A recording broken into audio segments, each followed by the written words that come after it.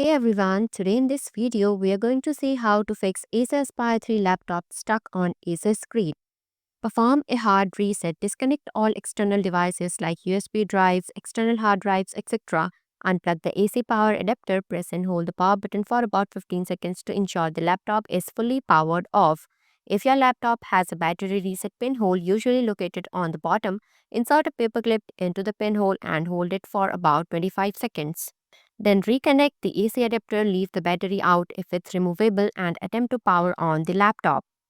Access the BIOS and reset to default settings. Turn on the laptop and immediately press the F2 key repeatedly to enter the BIOS setup. Once in BIOS, press F9 to load the default settings. Press F10 to save and exit. Allow the laptop to restart and see if it boots into Windows. Run automatic repair. Turn off the laptop, turn it back on, and as soon as the Acer logo appears, press and hold the power button to force a shutdown.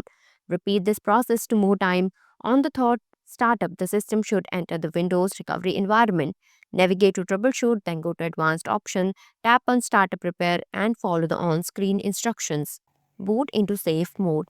Access the Windows recovery environment and described above. Navigate to troubleshoot, advanced option, go to startup settings, click restart. After the system restarts, press F4 to boot into safe mode.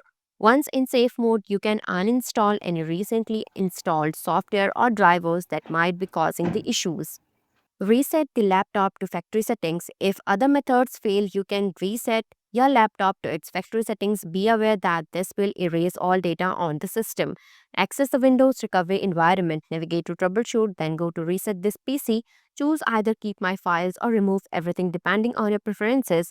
Follow the on-screen instructions to complete the reset. Thanks for watching. If you liked the video, please hit the like button. If you want to see more videos, hit the subscribe button.